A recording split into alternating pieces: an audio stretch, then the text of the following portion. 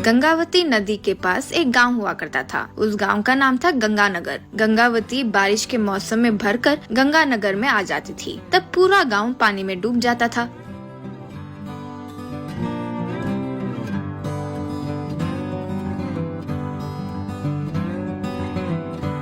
पानी में जाने के बाद लोग वापस बाहर आते थे।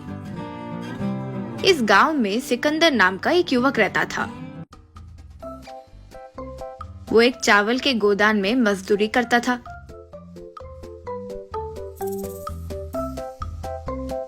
चावल के बोरियों को लॉरी में चढ़ाना उसका काम था। उसकी शादी हो गई थी और बच्चे भी थे। माता पिता भी थे। उन सबकी देखभाल करने की जिम्मेदारी उसी की थी। इसीलिए मिले मजदूरी के पैसे काफी नहीं होने से वो दुखी रहता था। इसीलिए वो दूसरा काम भी करता था। वो ये था कि जब गांव में बाढ़ आती तो नाव लेकर पानी में जाकर एक लकड़ी से पानी में वस्तुएं ढूंढना शुरू करता था। उन्हें ऊपर लाता था। उसमें अगर कुछ कचरा होता तो फेंक कर, कोई महंगी चीज होती तो ले लेता था। इस तरह उसे पैसे, सोना, ऐसे कुछ अच्छी चीजें मिल जाती थी। वो मेहनत से ढूंढता था, फिर उन्हें दुकान में बेचकर पैसे कमाता था। एक दिन गोदान में बोरी उठा रहे सिकंदर को टीवी पर लेडी न्यूज रीडर, आज की मुख्य समाचार, जोरदार बारिश की वजह से गंगावती से बाढ़ आने की संभावना है, इसीलिए वहाँ के गांव वाले सावधान रहें, यूं बोली। वो सुनकर सिकंदर, आहा, इस बार बाढ़ में पता नहीं क्या मिलेगा। कोई अच्छी चीज मिली और 4 पैसे और मिलेंगे तो अच्छा रहेगा, यूं सोचा।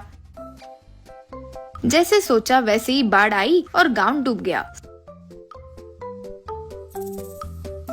सिकंदर नाव लेकर पानी में जाते हुए लकड़ी से पानी में ढूंढना शुरू किया। लकड़ी को बाहर निकाल कर देखा तो उसमें एक आईफोन दिखाई दिया।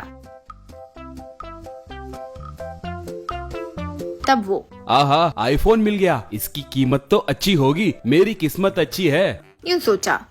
फिर वो घर आकर, इस फोन को ठीक कराने के पैसे तो मेरे पास नहीं है। फोन पानी में गिरे तब उसे चावल में रखने से वो पानी निकल जाता है और वो ठीक हो जाता है, ऐसे कहीं पड़ा था, यूं सोचा।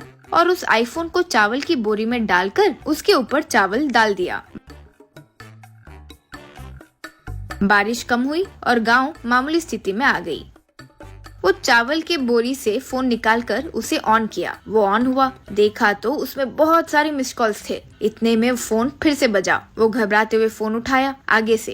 हेलो राजन भाई, क्या हुआ? फोन बंद आ रहा था। खैर, शाम को 4 बजे पिज्जा शॉप के पास हमारा आदमी तुम्हारे आदमी को माल देगा। कोड के तौर पर वो कहेगा, आज आसमान नीला है, तुम्हारा आदमी, हाँ बादल भी छाए हुए हैं, यूं जवाब में कहलवाना, ठीक है ना? रखता हूँ भाई, कहकर फोन काट दिया सिकंदर। ओहो, तो ये फोन राजन नाम के आदमी का है। वैसे क्या माल होगा, देखते हैं कि क्या है, यूं सोचा।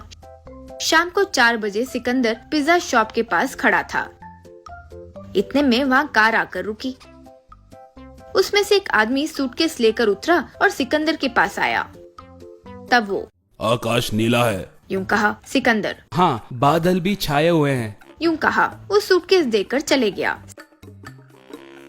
सिकंदर घर आकर सूटकेस खोलकर देखा तो उसमें हीरे थे।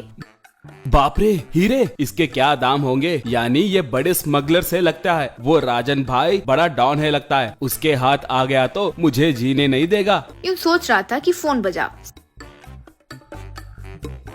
सिकंदर फोन उठाकर, हेलो, यूं कहा आगे वाला। हेलो, कौन बात कर रहा है? यूं पूछा सिकंदर। मुझे फोन मिलाकर कौन बात कर रहा है यूं पूछ रहे हो? तुम कौन हो? यूं कहा। तब वो, ये तुम्हारा फोन नहीं है, मेरा फोन है, मेरा नाम राजन है, यूं कहा। बस सिकंदर की दिल की सांसें रुक गई। तब वो, भाई, मेरा नाम सिकंदर है, मुझे माफ करो भाई, ये मेरा फोन नहीं है, ये मुझे पानी में मिला भाई। अभी कोई फोन मिलाकर हीरे भी देकर गया है, वो मेरे पास ही है भैया। मैं हाथ जोड़ता हूँ, मुझे कुछ मत करो। आपका फोन आपको दे देता हूँ, आपके हीरे भी दे देता हूँ। आप जहाँ आने के लिए बोलोगे वहाँ आऊंगा भाई, यूं कहा राजन।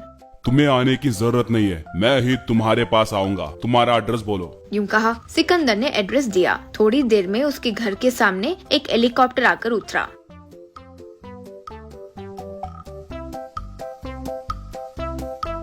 उसमें से राजन और उसके आदमी नीचे उतरे। सिकंदर राजन को फोन सूटकेस देकर, भाई मुझे कुछ मत करो भाई, मुझे कुछ हो गया तो मेरा परिवार रास्ते पे आ जाएगा। कहते हुए पैर पकड़ा। तब राजन, अरे सिकंदर डरो मत, मैं तुम्हें कुछ नहीं करूंगा। मेरे फोन में मेरा माफिया साम्राज्य, मेरा धन, सारे डिटेल्स इसमें है, इसलिए वो मेरे लिए इतना जरूरी था। इतनी बड़ी मदद करने के लिए मैं तुम्हें 10 करोड़ पैसे दे रहा हूँ, ले लो। कहकर एक ब्रीफकेस में पैसे दिया। सिकंदर खुशी से नमस्कार किया। उन पैसों से सिकंदर बड़ा घर कार खरीदकर आराम से जीने लगा।